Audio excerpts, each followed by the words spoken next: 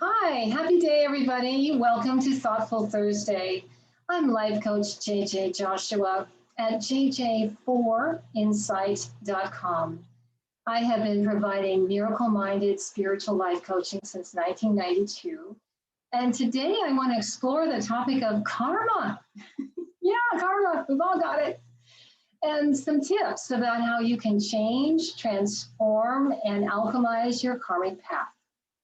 As a reader of Akashic records, as well as a spiritual life coach, I have a unique and experienced view about karma. Oftentimes, when my clients are facing an uncomfortable or challenging reoccurring pattern, it can often be a karmic loop in action. Not always, but often it can be that. So just a quick primer on what Akashic records are. It is a record of all experiences, known and unknown to you, that your soul has experienced in thought, word, and deed. It is a record of everything that you have ever experienced as a soul and in form as a body. It's kind of like the DNA of the human cell. So in today's world, you can spit in a little vial and send it off to 23andMe, and you get this report of all this ancestral energy and lineage that you had no idea of, but it was always there. It was always there. It was just unknown to you. And that's the energy in the Akashic records. Some people refer to it as the book of life, the tree of life. It's not really a book, although that's a beautiful metaphor for it. It is just energy in you that is part of your total soulic experience. We learned a little bit about this in 8th grade science, that energy never dies. It just changes, it transforms. And another good example of this is trash day at your home. The wonderful people from waste management come and they pick up your trash and recycles and they take it away. But it's still your trash and garbage. And it's somewhere on the planet. So it's, you don't smell it anymore and you don't see it anymore, but it's here, it's on the planet, and it's part of your karmic path. Everything we do. In fact, there's a fun phrase, I can't remember, it's a Buddhist phrase saying that enlightenment is the process of picking up after yourself.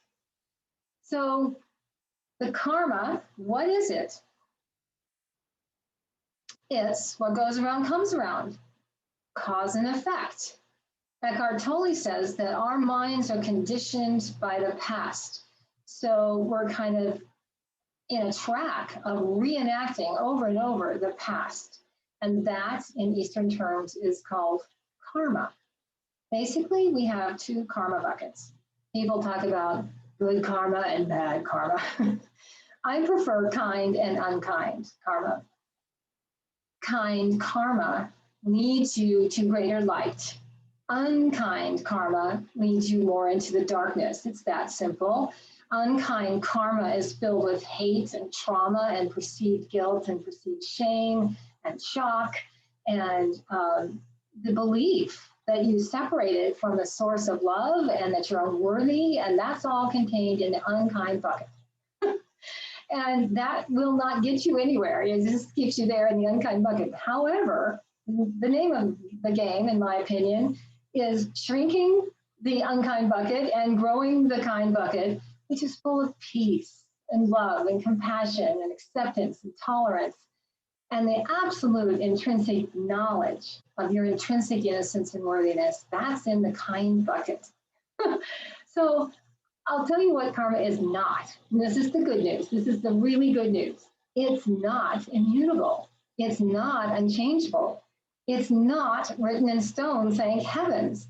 And I'm going to tell you a very personal story of my own experience with my own Akashic records and karma that happened when I was 35 years old. When I was a very, very young woman, I experienced extremely painful, sick, and often debilitating menstrual cycles.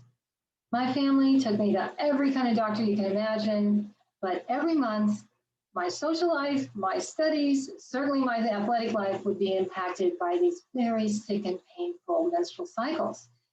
Well, that basically went on for 20 years. Yeah, some months were a little easier than others, but it was a part of my life. And then in my early 30s, I began focusing on my spiritual path, and I learned about how to work with the Akashic records.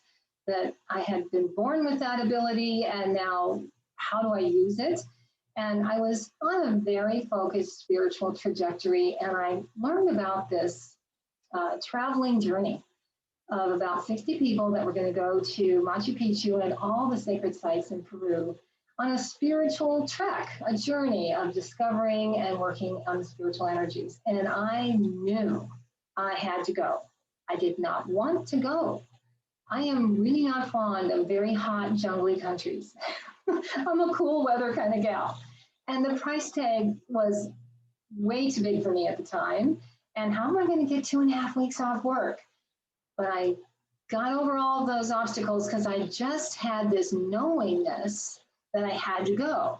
And that knowingness came from my kind karma bucket that was guiding me to the people, the places, and circumstances that would help me get free of something that was causing me great pain. So I go on the trip, and we got up on this big bus going up this really steep, winding, very scary road to get to the ruins of Machu Picchu. And the moment I stepped down on that ground, I started having memories, smells, flashbacks, emotions of a previous time right there at Machu Picchu in my soulic journey. And that time was fraught with great pain, rape and torture and murder and betrayal. The hardest thing, though, for me was a spiritual dissolution and feeling spiritually betrayed. And that trauma energy was trapped in my soul. And so all those years of the painful menstrual cycles was actually my soul trying to get free, outgassing it a little bit at a time.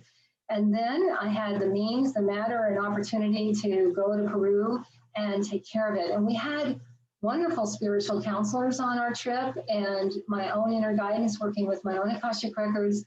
And by the time I left there, I was experiencing a peace inside of myself that I had never known before.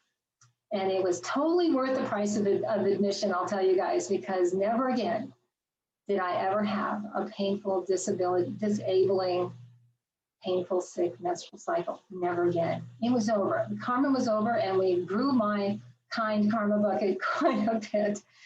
So karma is cause and effect. How do we transmute that? With two very simple tools, but not necessarily easy. And the first one is kindness. The Dalai Lama says that kindness is his religion, and boy, can I get behind that one. Kindness transmutes. Kindness acts as an eraser of that which is unloving, unkind, and not ours. So not only being kind to those around you, and kind to the planet, and kind to the creatures and the water, but kind to your own mind, which you'll hear me talk about all the time, how to be kind to your own mind. And kindness is a lovely way to live. The other morning, I was out for my morning walk in this beautiful neighborhood that has a full view of Bellingham Bay. It's a great way to start the day. And there was a man that I'd never seen there, just walking across the street, and I said, good morning, and he said good morning back. But he said it in such depth of authentic desire for me to have a good day. His voice, the intention behind his voice, the beauty and his tone, it was real, genuine kindness on steroids, and it filled me the whole day. I'm still feeling it. So kindness, you have no idea how powerful kindness can be to your own mind and to all those and everything around you. The second one, you've probably, if you've been following it all, you've heard me talk about this before, and it is the incredible transforming power of forgiveness, true forgiveness. False forgiveness can actually deepen us and dig us deeper into the unkind karma bucket.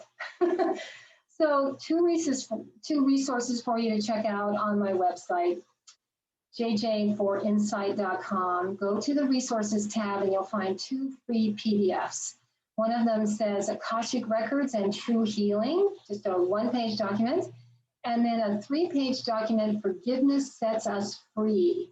And that explains the difference between true and false forgiveness and how you can use it actively in your life. If you're out there today and you have experienced something that you feel is absolutely unforgivable, or somebody has done this to you or you to someone else, please reach out to me. It is forgivable. You can transcend it, and you can set yourself free.